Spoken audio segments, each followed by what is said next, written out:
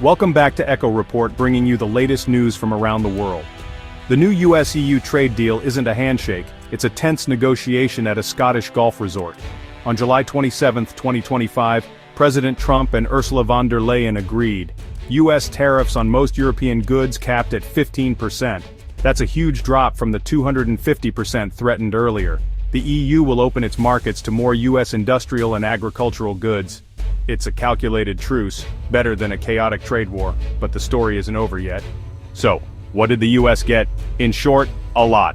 The EU committed to $750 billion in US energy purchases through 2028, a huge win for American oil and gas. There's also a $40 billion deal for American-made AI chips, keeping US tech at the forefront of Europe's digital future. The EU will buy more US military equipment, sending more defense dollars to American contractors. US farmers scored big too, with better access for dairy, pork, and soybean oil, key wins for rural America. Even where tariffs remain, like on pharmaceuticals, the US used the deal to tie EU drug prices to global benchmarks, aiming to lower costs for American consumers. It's a multi-layered strategy: secure exports, boost key industries, and use tariffs as leverage for domestic policy goals. The US didn't just get market access, it got long-term commitments and strategic advantages. This deal is about more than trade. It's about cementing US influence in energy, tech, and agriculture. For Washington, it's a showcase of economic power and negotiation tactics. The administration turned tariff threats into concrete gains. American companies now have a bigger, more reliable European market. The US set the terms, and the EU, under pressure, agreed. It's a win for US exporters, and a signal to other trading partners: negotiate or face the consequences. But these victories come with new challenges at home and abroad. Now let's look north to Canada, where the approach couldn't be more different. Canada let the August 1st trade deadline with the US pass on purpose. Prime Minister Mark Carney's government is playing the long game, refusing to rush into a deal under pressure. Instead, Canada faces a 35% tariff on goods not covered by the CUSMA Pact. But here's the catch: 85 to 95% of Canadian exports to the US are already protected and remain duty-free. The real impact? The average tariff Canadian exporters face is only about 5 to 6%. That gives Canada breathing room to negotiate without panic. Ottawa's strategy: absorb the limited hit, keep talking, and avoid setting a bad precedent. There's also a looming review of CUSMA in November 2025, raising the stakes for both sides. Canada knows the US relies heavily on Canadian energy and manufacturing. In 2024 alone, Canadian energy exports to the US topped $150 billion. This interdependence means the US can't afford to cut ties completely. Canada is betting on patience and leverage, not quick fixes. It's a calculated risk, but one that could pay off if the US pushes too hard. For now, Canada is holding its ground. Why did Canada and Europe respond so differently to US pressure? The EU, with 27 member states and a vast array of threatened industries, chose speed and certainty over chaos. They took a costly deal to avoid a trade war that could have crippled their economy. Canada, by contrast, has most of its trade shielded by CUSMA, so only a few sectors are exposed. That lets Canadian negotiators focus on targeted issues, like softwood lumber and steel, without risking their entire economy. Canada is also working closely with Mexico, presenting a united North American front. This trilateral approach reminds the US that disrupting one partner affects the whole region. Canada's strategy is rooted in economic leverage. The US needs Canadian energy, raw materials, and integrated supply chains. It's not about friendship, it's about mutual dependence. Prime Minister Carney is betting that economic reality will outweigh political pressure.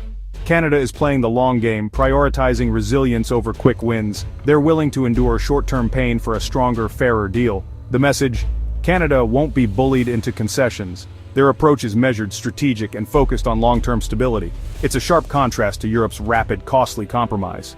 US tariffs aren't just hitting rivals, they're slamming allies too. Japan, a key US partner, now faces tariffs over 20%, hammering its auto industry. Mazda alone expects nearly $1 billion in new costs, despite investing heavily in US factories. Even the US-EU deal left out some industries. European steel and aluminum still face up to 50% US duties with no clear exemptions. This uncertainty makes it impossible for manufacturers to plan or invest. Developing economies are feeling the pain too. India, the world's diamond hub, faces a 50% US tariff on diamonds. raising prices for American consumers and disrupting global supply chains. The U.S. has also threatened a 200% tariff on China if it restricts rare earth exports and is targeting countries with digital services taxes. The message: no one is safe from U.S. tariff pressure, friend or foe. These aggressive moves are reshaping global trade, and not always for the better. Allies are frustrated, and supply chains are rattled. The U.S. is using tariffs as its main tool of economic statecraft. The ripple effects are being felt worldwide. All these tariffs? They're hitting American families hardest. Tariffs are taxes, and consumers pay the price through higher costs on everything from groceries to cars. Take housing. U.S. tariffs on Canadian softwood lumber have added $6,000 to the price of a new home. That's a huge blow for first-time buyers already struggling with affordability. Jewelry prices are up too, thanks to a 50% tariff on Indian diamonds, making engagement rings and gifts more expensive. These aren't isolated cases. The Yale Budget Lab estimates 2025 tariffs could cost the average U.S. household several $1,000s a year. It's not just luxury goods. Washing machines, cars, groceries all cost more. For families living paycheck to paycheck, these extra costs are a real burden. The tariffs may target foreign countries, but American citizens are footing the bill. The policy is meant to protect U.S. industries, but it's squeezing household budgets. The hidden tax of tariffs is now impossible to ignore. The trade war's real losers? Ordinary Americans. The economic pain is spreading far beyond the negotiating table. Canada isn't just waiting for the U.S. to change course, it's taking action. Ottawa rolled out a $1.2 billion relief package for its lumber sector, hit hard by U.S. tariffs. The plan includes loans to help companies survive and programs to diversify exports beyond the U.S. The goal: make the industry more resilient and globally competitive. Canada is also focusing on broader economic strength, with leaders from different parties working together to boost competitiveness. The strategy is about regaining control, investing in key sectors and seeking new markets. It's a quiet, methodical approach, not headline-grabbing but effective. Canada is building a stronger foundation at home to weather future trade storms. By investing in its own industries, Canada is reducing dependence on the U.S. The government is betting that resilience and diversification will pay off. It's a contrast to the U.S.'s aggressive tactics. Canada's approach is about long-term prosperity, not just short-term relief. In a turbulent global economy, stability is its best defense. So, is the U.S. winning with its tariff-heavy strategy?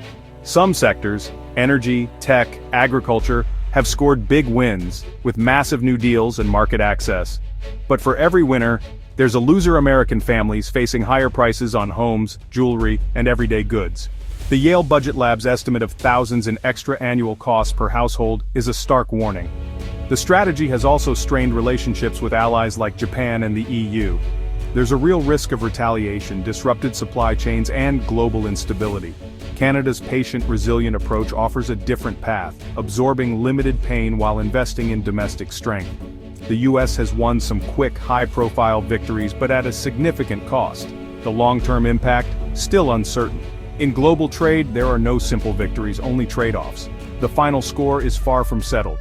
The world is watching to see which strategy, shock or stability, will win out. For now, the only certainty is that the trade war's effects are being felt everywhere.